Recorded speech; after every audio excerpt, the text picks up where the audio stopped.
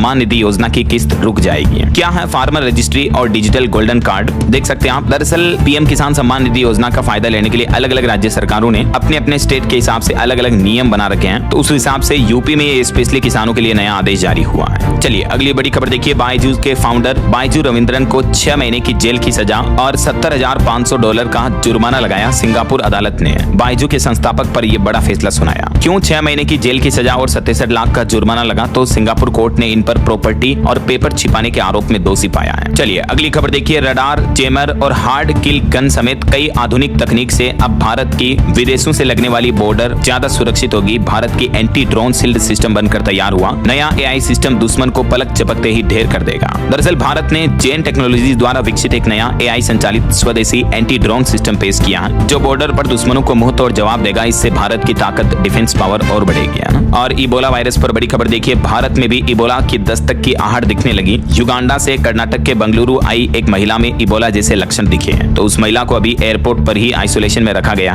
28 वर्षीय महिला में ये लक्षण पाए गए, थकान वगैरह जैसे। ना सिर्फ इस महिला को बल्कि अफ्रीकी देशों से देखिए गुजरात, अहमदाबाद आए भी 11 लोगों को आइसोलेशन में सरकार ने रख दिया है। वैसे तो अभी भी सरकार का कहना है कि भारत में इबोला का कोई केस नहीं है। जो ये युगांडा से लौटी महिला थी, इसकी भी जांच रिपोर्ट आ चुकी है। अच्छी बात यह कि इसकी नेगेटिव रही रिपोर्ट, लेकिन क्योंकि अफ्रीकी देशों में इबोला वायरस काफी कहर बरपा रहा, इसलिए इन देशों से आने वाले नागरिकों की विशेष जांच करवा रही है सरकार। इस इबोला वायरस के सामान्य लक्षण क्या है देख सकते हैं आप स्क्रीन पर। केंद्रीय स्वास्थ्य मंत्रालय ने भी सभी राज्यों को निर्देश जारी करते हुए कहा कि सभी राज्य सरकारें अपने अपने लेवल पर एयरपोर्ट पर जांच प्रक्रिया और निगरानी को बढ़ाएं। ऐसा। चलिए अगली बड़ी खबर देखिए। राजस्थान में 1 जून से नहीं मिलेगा पेट्रोल डीजल, क्योंकि पेट्रोल पंप संचालकों ने मालिकों ने हड़ताल का ऐलान कर दिया है। संचालकों का कहना कि यह फैसला सरकारी तेल कंपनियों की नीतियों, बिक्री सीमा और उत्पीड़न के विरोध में लिया गया है। तो 1 जून से राजस्थान राज्य में पेट्रोल पंप आपको बंद देखने को मिल सकते हैं, अगर यह हड़ताल पोस्टपोन्ड नहीं होती है तो। चलिए ऑनलाइन गेमिंग पर सुप्रीम कोर्ट ने बड़ा फैसला सुनाते हुए कहा कि ऑनलाइन गेमिंग कंपनियों पर 28% जीएसटी लगाना सही है। राज्यों को मनी गेम्स पर बैन लगाने का हक मिला और टैक्स वसूला तो कई कंपनियां बंद होगी। सुप्रीम कोर्ट ने ऑनलाइन गेमिंग कंपनियों के मुद्दे पर और जीएसटी केस पर सुनवाई करते हुए